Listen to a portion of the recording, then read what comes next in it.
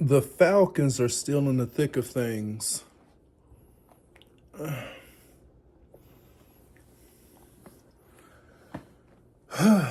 But the show must go on, even with a whole new different quarterback at hand.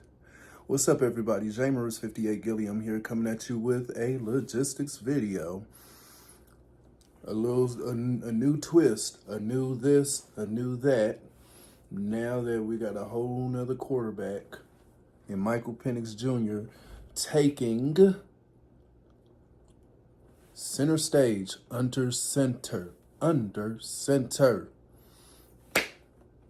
against the New York Football Giants. The Falcons will be the home team, of course. And here's what we got to do to get this dub. Here in the logistics video, we draw out the blueprint on how the Falcons can get this victory. Let's talk defense. I am a fan of the defensive side of the ball, of course.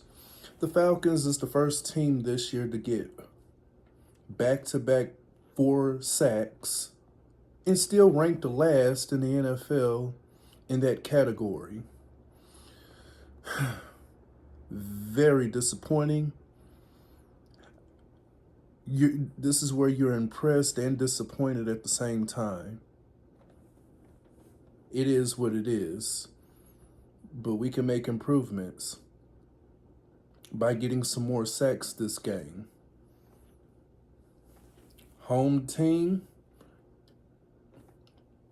home crowd got to bring the noise. The home team on the defensive side of the ball got to generate some sacks.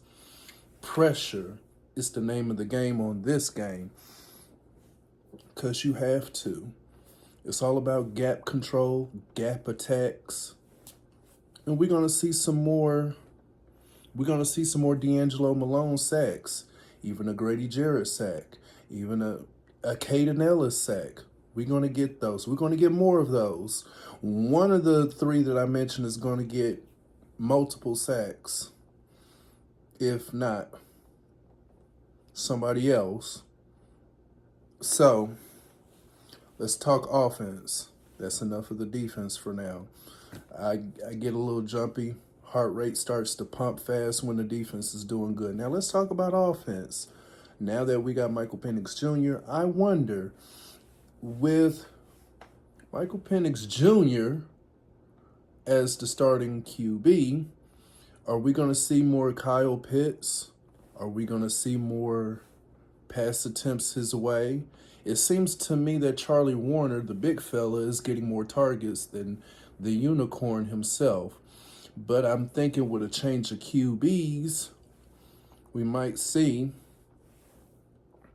Kyle Pitts getting more involved, especially in the red zone. For some reason, the Falcons' offense is good in between 20s. What I mean by that is they're good in between ours and their 20-yard lines. That's what I meant. So when we get inside the red zone of the opponent's 20, we look like we don't know what to do for some reason. But when you get Kyle Pitts involved in the red zone, the chances of getting into that end zone will thicken. It's not slim to none. It'll be thickened. Get number 8 involved in the red zone, in red zone play. These jet sweeps and toss plays, I mean, it's good for earlier in the game when you're trying to experiment against the opposing defense to see if they could stop it or not. But we're at a point where we are behind the Tampa Bay Buccaneers. We got to get in that end zone when we have that opportunity, especially in goal situation. First and goal, second and goal, third and goal, even when we are at the 1-yard line at 4th and goal. What are we going to do? We got to get Kyle Pitts involved. Let's talk coaching now. Well, another game, another disappointing game where we are flagged a lot.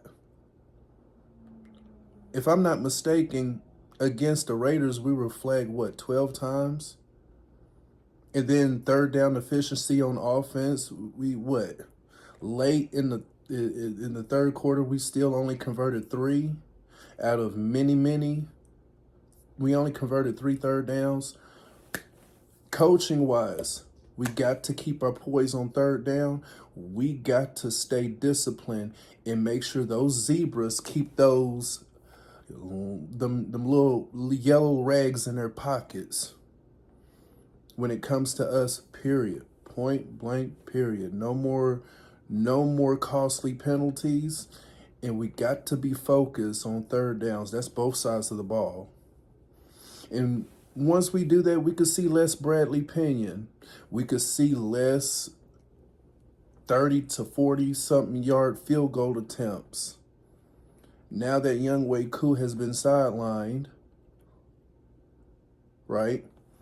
We can get our kicker that we brought in some reps, but I prefer to see him in a point after touchdown situation only. So we got to stay disciplined. That's what the coaches need to get it into our players' head.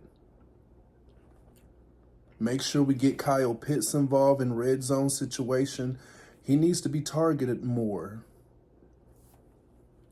And then we got to do some gap discipline, gap control, gap dominance in the trenches of the defensive side of the ball.